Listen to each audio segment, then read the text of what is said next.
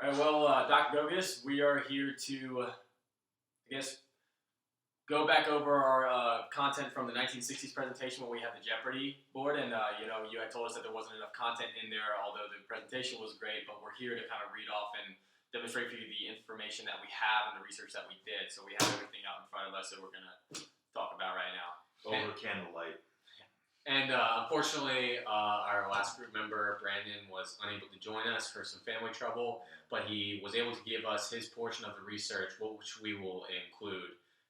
So he definitely submitted his part, so we're just going to give him the benefit of the doubt. Yeah, he was going to go on check on his grandpa, but he actually passed away, unfortunately. I believe yesterday it was, so he couldn't make it out to be here today.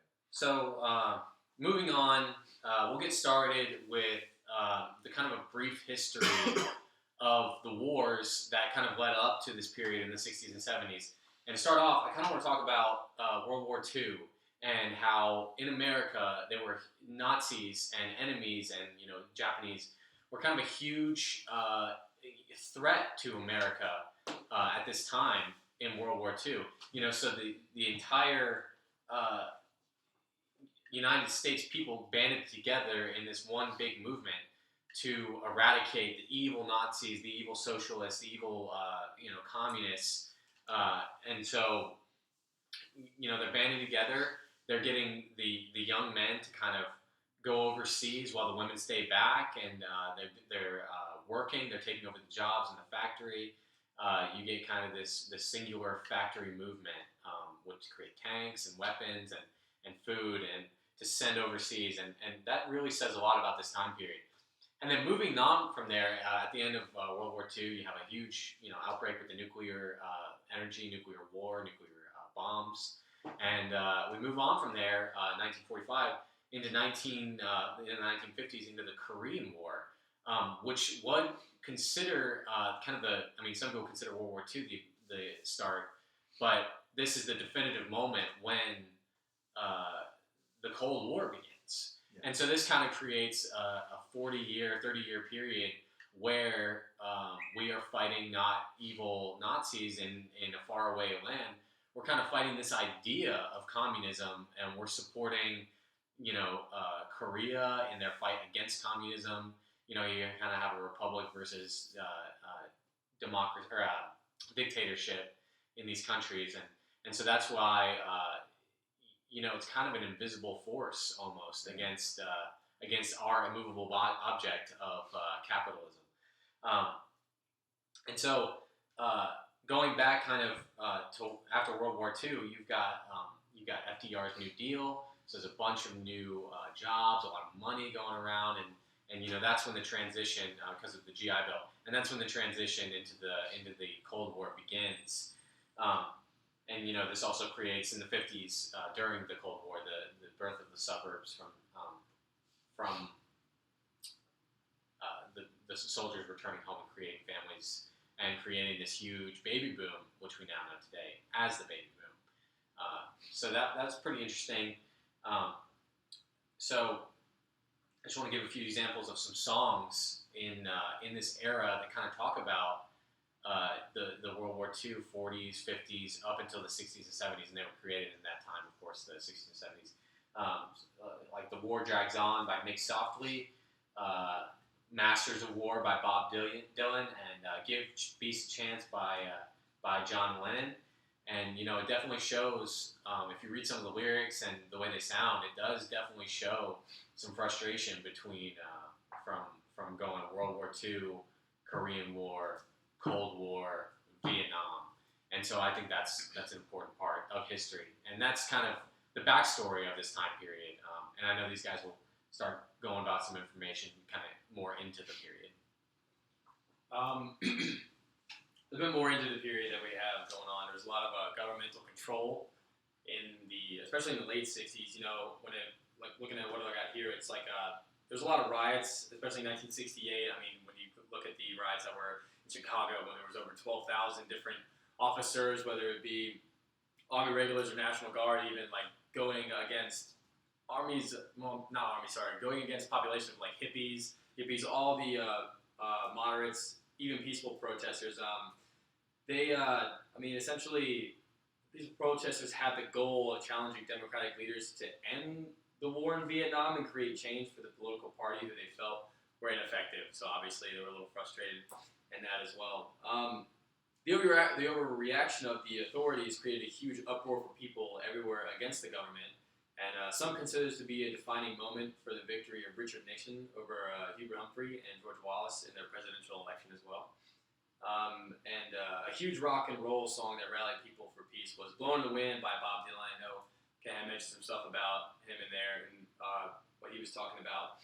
And that song essentially, what a lot of the songs were doing back then, we'll have some more examples, especially when we wrap this up, but that song was a big contributor to the whole end the war movement. That's kind of like one of the bigger songs that came down to, all right, let's do whatever we can to stop this, because, it was all about peace, love, and everything like that. Another big one that we had also had in the presentation was the Watts Riot of 1965, which was due to a big amount of racial tension that was going on. One of the incidents of the large numbers of nationwide riots, like I said, was the Watts riots, and it started as a simple drunk driving ticket that escalated into a brawl between a black family and police officers. And over the next 3 days, all those riots erupted in the south of Los Angeles, and that involved just under 35,000 community members. I mean, so that was a big contributor to the whole movement. And out of all those, it was only about 34 deaths. Obviously, you don't land any at all, but kind of a small number. But regardless, that kind of rose a lot of racial tension and everywhere. But tensions had been rising for months in the area for the African Americans, as they weren't content with the area's schooling or infrastructure systems at all. And a little bit about this was Sam Cooke, who wrote a song addressing the state of the racial tension that the Watts riots were all about. It was called "A Change Is Gonna Come." In this song, he discusses the need for people, not just African Americans, but it focused on African Americans a lot, but it really essentially was addressed to every people to work together and help each other, promote peace, love, and war, essentially just like a lot of the other songs were doing. I think that's a good word that Mike used to describe the 60s in general, just the word tension, and tensions rising. Kind of playing off a little bit of what Kent said as well, that government was controlling quite a bit of what was going on in the 60s, and one of the reasons for that was because, like you mentioned, we were fighting a war on different territories, but now we had the Cold War, which was like an invisible war, and we even had some so-called communists on our own soil, and McCarthyism was really another aspect that really kind of like moved people to trust the government more, just to get rid of the evil on our own home soil. But tension is a really, really good word to describe the 60s, and the 60s was just like a concoction of just events happening, a concoction of things coming together. Of course, the main catalyst was the Vietnam War, which a lot of people still think we entered unnecessarily. We just, what was it, like a 40-year war period, just going from World War II to Korean Cold and now to Vietnam War. We're just going to war just for the war's sake, And of course, a major factor was that it was the first televised war. People saw what was going on. When people caught wind that there's a lot of potential, that there's a huge stalemate and that there is no winning this war, that's when a lot of things started to come apart. So you had American citizens really upset and really starting to rebel because of this Vietnam War. We're losing soldiers. It's all being televised and we're not getting anywhere like the government was promising we're getting anywhere. You have African Americans rebelling because there's still a lot of racism going on in this country, and we were talking about this a bit earlier, how like a viable option for a lot of African Americans was to join the military because they really had no choice. Interesting little fact I mentioned last time around was the percentage of African Americans at that time in the 60s was 12%, but 25% fighting in the war. Because what would happen is there was a lot of racism going on. African American would get in trouble, they get treated unjustly, thrown into jail. What viable career option do they have now? They got to go to war.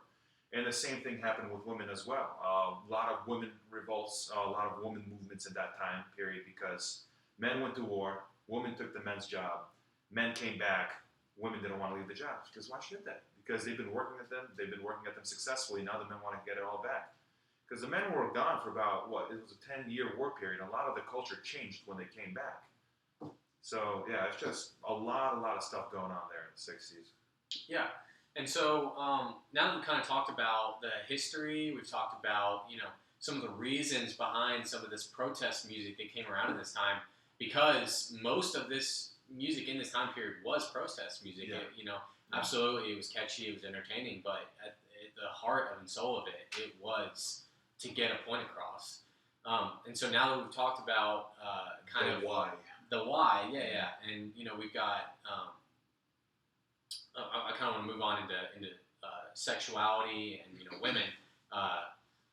Before I talk about that, I kind of want to say we've had a general overview of society, why they would protest. They want to stop these wars, and then we've kind of branched off into racial tension, which kind of became came later, and then I want to move on to women's rights, which also came later. And after protest music even came out, it kind of divided into subsections.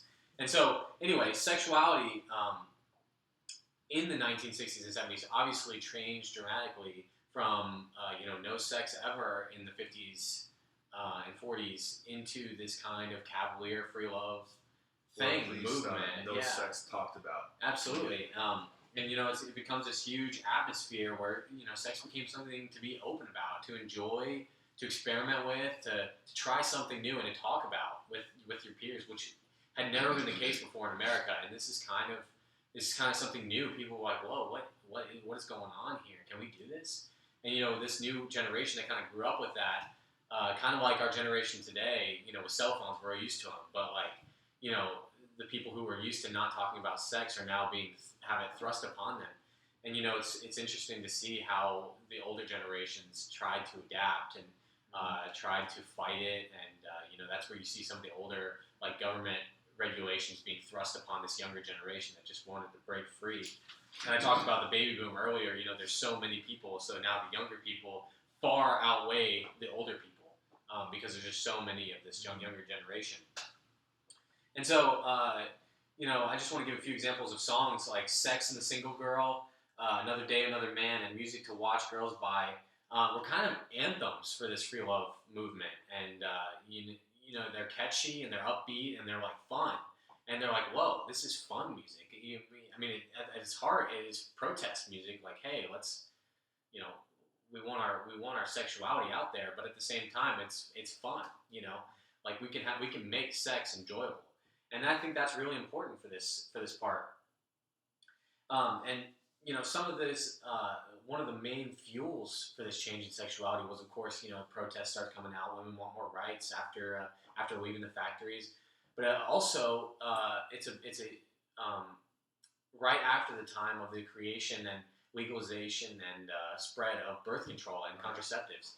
I think at first, what I have written down here, it became publicly available in the 1960s, and then because America created the first safe birth control pill in the 1950s, and then it became publicly and readily available in the 60s, which kind of led into our time period of being able to experiment with sex without the fear of pregnancy or something like that. And so I think that's a huge factor, and I think that's our main three points that we wanted to kind of get across here.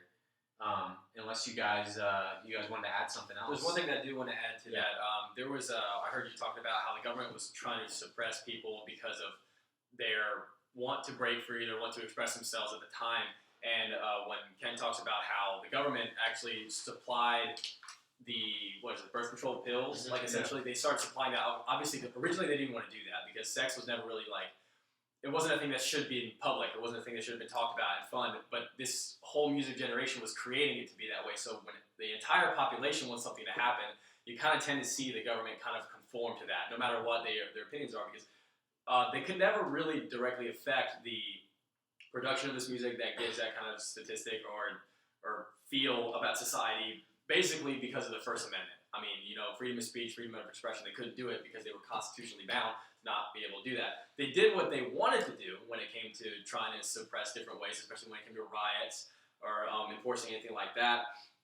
And they would try to use unjust capital punishment for these bands that were promoting sex, drugs, and doing whatever you want. But ultimately, they couldn't really do anything about it at all, as hard as they would try, because a lot of times this would only fire protesters up even more than what they were trying to control in the first place. So the more you try to control, the more people are going to overthrow. I just think it's interesting to see how over time, because of the music movement, because of how after people are wanting sex, wanting drugs, wanting these fun songs that Kent and Dan and we're all been talking about, the government's like, well, you know what? I guess it's about time to just let them have it, because clearly the more we try to fight this, the more they're going to try to fight us. It's a battle that they're going to really win. Yep. One last thing I wanted to add was just a little bit about the counterculture, which is basically the whole movement in itself was called the counterculture, because at this point, most of the counterculture is made up by like college students, people such as ourselves, and they kind of saw all the racial inequality. They saw all the women's rights that were not there, or basically all how can I say this? The women's rights that were not there. There has to be a better way to say that. Suffrage? Suffrage. No, that's the right to vote. Lack of opportunity? Yeah, there you go. I mean, just that kind of phrase, works. Yeah. All right, women's lack of opportunity, the lack of civil rights, Wage gap. the pointless wage gap. That's pretty good. The pointless war, the wars that have been going on for quite some time. They just didn't trust the government anymore. So what do? They rebelled. With the rebellion, that included sex and drugs. That included a lot of movements. That included a lot of the drugs, especially. It's just a rebellion. They saw that the government was not really taking care of them, so they're like, you know what, we're going to just do everything the opposite, man. Do drugs, did sex, listen to many artists that really supported those ideas, and that's why they were so popular at the time. So it was like a perfect mix of events that happened that basically made the 60s of what they were. Mm-hmm. Yeah, and we're definitely pushing it for time, so we're going to try and wrap this up. We were going to do a summary of everything, but I think we're going to cut that part out. Yeah. Just to kind of briefly overview everything, I'd say we've got a huge amount of tension, like Dan said. It's kind of the defining term. Kind of kicked off by all the war. Which is the why, pretty much. The wars, the lack of civil rights, the lack of rights in general. Yep, and so the government used to be something we could trust, we could depend on, and especially it wasn't. after the Cold War. It wasn't anymore at this point in time, and which I think kind of creates this entire culture. And it's not just music. Well, I mean, that was kind of the focal point of this project, but it's not just music; it's everything. And I think that's a really important part to mention. And we're really pushing it for time. So yeah, I'd say that social barometer. I'd say that definitely creates a social barometer for the 1960s and 70s. Thanks. That works. Thanks. Enjoy.